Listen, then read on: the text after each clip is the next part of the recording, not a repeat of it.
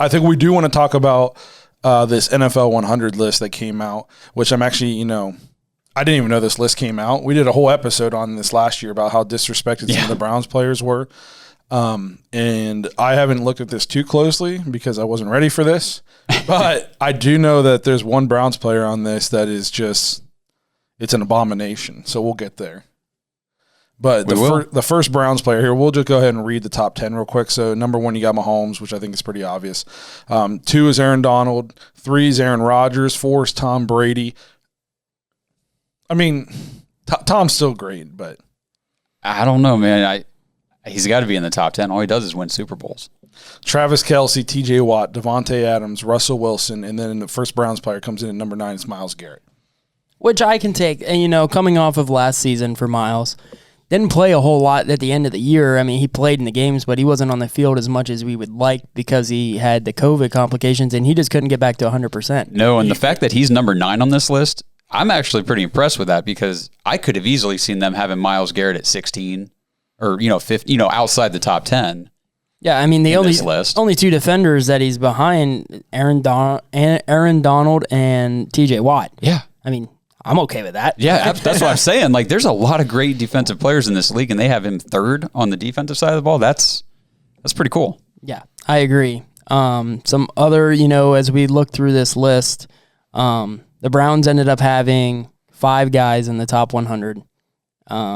Next on our list was Nick Chubb, at 63. How do you feel about good. that? So let's get it. That is insane. Wait, so we don't have anybody before 63? We have we have Myles Garrett at 9. Then we jump all the way down to 63. Yeah. Our next one is Nick Chubb, which I think is disrespectful for Nick Chubb. How in the hell is Derrick Henry at 11 and Nick Chubb's at 63?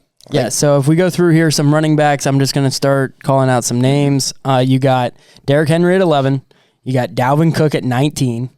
You got McCaffrey at 21, which, when he's healthy, he is legit, But Dalvin Cook, is he that much better than Nick Chubb? Nick Chubb's the best running back in football. I think it's almost like a thing where because he plays Kareem Hunt, he gets slighted a little bit. I think that's what when I read the description of why he was where he was here. Let me get to him all the way down to 63. Yeah, keep scrolling. Injuries too. Did an injury have anything to do with it? He's only been injured once. That's why Blake's doing that. Alvin Kamara listed above him at 37. He had a big trying year to see last if year. there was.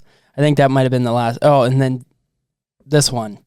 I don't know what he's doing to stay relevant right now in the running. Zeke Elliott at 57 is above Nick Chubb. That one's crazy. Are we allowed to say bullshit?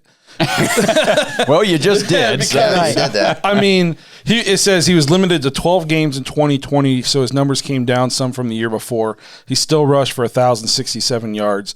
The best thing is his yards per rush went from 5.0 to 5.6. That tells you he still showed off his big play ability. So when I first read this, I was like, oh, maybe they're slighting him because he didn't play as many games.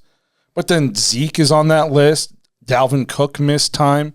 Dalvin Cook's missed a lot of time. Yeah, over his career. A lot of these play, and not even running backs. Michael Thomas didn't even hardly play last year. Yeah, he didn't score a touchdown last year. Yeah, and Myles Garrett was 9th, and he missed games.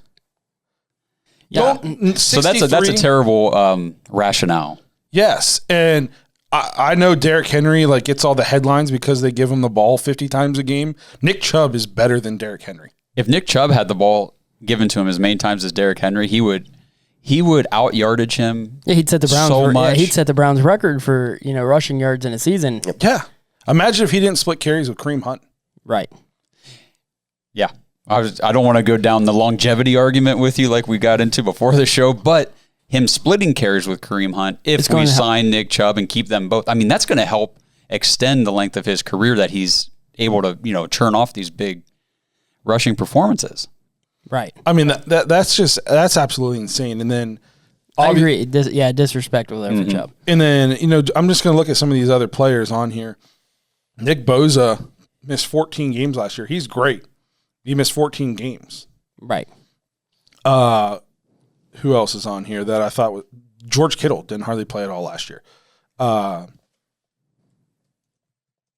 Tons of people. Yeah, I mean, I think that you have to, if you're going to do a list like this, right? I think that you have to go year over year, and you got to like, and I think that's probably what this guy tried to do, but you can't go year over year and not think that Nick Chubb isn't better than some of these other guys that you put ahead of him. The way I do it too is I look at it, is Nick Chubb better at playing running back than so-and-so is better at playing, wide receiver? That's the way I look at it, how I would rank it. Justin Herbert's at 38. Is Justin Herbert really a better quarterback than Nick Chubb is a running back? No. After one season? I don't think so. I mean, and some of the other things that we're going to kind of talk about that is DK Metcalf a better wide receiver than Nick Chubb is a running back? I mean, that one's closer. That one's real close. That was close. I mean, yeah, I agree there with Justin. I don't think that one's that crazy. But there's a handful of wide receivers you probably take. I mean, if I'm picking running backs, I'm not picking any other running back in the league over Nick Chubb. Yeah, even CMC, even McCaffrey, healthy McCaffrey. Yeah, but now he just had a whole season where he couldn't stay healthy. Yeah. So I think that, if I'm looking at this list and I'm going through, you want to put Derrick Henry above him? Okay. You want to put Derrick? Yeah. Well, I'll let you put him above him. All right, now look. Where's our running back? Where's our second running back going? 19. So you're telling me that from Dalvin Cook at 19 all the way down to 63, all those guys have more effect on their team than what Nick Chubb does? I feel like that's where I'm not going to look maybe as much as who was ranked maybe ahead of him, but just like he's not even in, you don't even have him in the ballpark of where you put those other guys at. Like you put Dalvin Cook at 9, you put Derrick Henry at 11. I mean, if Chubb would have been at 20, he's top 20. No, you got him all the way down to 63. So you're saying that guy is more valuable than everybody else. Where was he last year?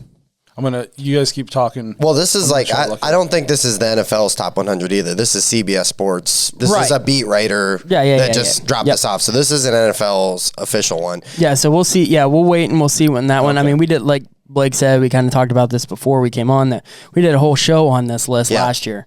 Chase Young's at 40. He's a rookie with 7.5 sacks. That warrants you to be 23 spots ahead of Nick Chubb. Well, so all I'll say about this too is I think this works out in the Browns' favor because this is Nick Chubb's deal. Oh, you want to draft me in the second round? Cool. I'm just going to take the league by storm. Oh, okay. You think I'm underrated? Okay. All I'm going to do is outperform everything. So I'm very okay with it. The Zeke Elliott thing too is. So this list, I'm just kind of reading down here through some of these, and I don't know how consistent whoever put this together was in their rationale, because they've got, let's see, he's got Odell Beckham at 81. Yep, that's our next Cleveland Brown. And then, I'm sorry if I'm jumping ahead a little bit, and then there's another guy or so here in between, but then you go all the way down to 96, almost outside the top 100 is Wyatt Teller. And if he's the best guard in the league. Exactly. He's the number 1 graded guard in the league, and there's other guards ahead of him. He's almost outside of this list. He almost didn't even make this list. Mm-hmm. And what are we basing this off of? Is it, how effective you were last year? Because he should be above Odell, because Odell missed half the season. Wyatt Teller missed a couple games, and we were lost without him. Wyatt Teller, I mean, you could make this says he has emerged as one of the best guards in the league. The thing I like about PFF is it takes out opinion. Mm-hmm. It's all about the numbers and the facts. He's the best one. And that's exactly it, because on Odell's rationale, it says, this is more about what I think he can do when he's healthy. Okay, I don't care what you think he can do when he's healthy. I've seen what he can do when he's healthy, but he wasn't. So we saw what Wyatt Teller did do last year. Yeah, so Josh kind of touched on 81. You got Odell, obviously missed almost, half of the season last year with the injury. Hoping, he's going to come back healthy. I'm still waiting on, you see the videos that he's working out. Mm-hmm. So I'm interested to see, as we get closer, what that timeline is looking. Is he ahead of schedule? Hopefully there's no setbacks that pushes it behind schedule. What they're actually, because nobody's really came out and said, he's not going to be back till week 6. Nobody's really came out and said I read that he's starting week 1. Right. So they said he's on track. Yeah. So it'll be interesting to see that, because the videos you see, he looks week 1 ready. Yes, I agree. So you got him at 81. Okay, I can, if he's healthy, is he above that? Yeah, I think, if he's healthy. And then you got down to 86 is the first Browns lineman, Joel Bitonio, listed at 86. Then we touched on Teller, who is there at 96. Call me crazy, but Shouldn't they be flip-flopped? Yeah, I think so. I love Joel Bitonio, but Wyatt Teller was better than Joel Bitonio. Right. And so I mean, I kind of read through this list and then, seeing some articles about it. And that was on Dog Pound Daily, and they had a list of 3 guys that they thought should have been included in the top 100 with these other guys. The Browns should have had 8 guys in this top 100. Do you have those 3? So we had Yeah. Miles. So far, we had Miles Garrett, Odell, Nick Chubb. Nick Chubb, Teller, and Bitonio. Yeah. So guys that they, this guy is one of the best centers in the league, J.C. Tretter. Mm-hmm. And, as I was looking through that list, you don't see many centers listed on there.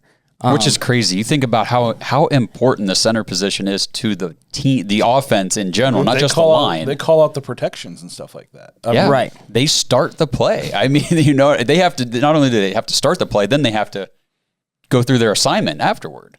Right. So I think that he was, listed as being second best in the league behind Corey Linsley.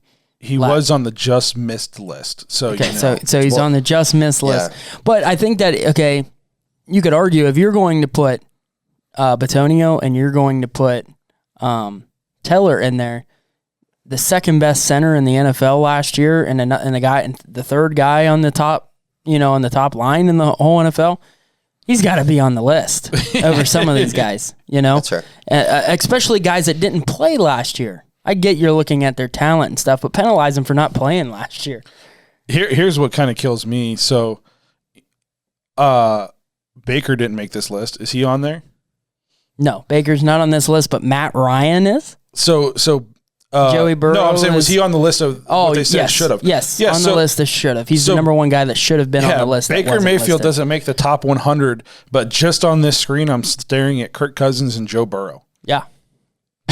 Yeah. If this was Matt Ryan's ahead of both of them. If this was the Patreon podcast, I'd be dropping some serious F-bombs. You'd have to. You'd have to. That is. I mean, come on, Kirk Cousins. I think Kirk Cousins gets a lot of flack. I think he's solid, but come on, Joe Burrow.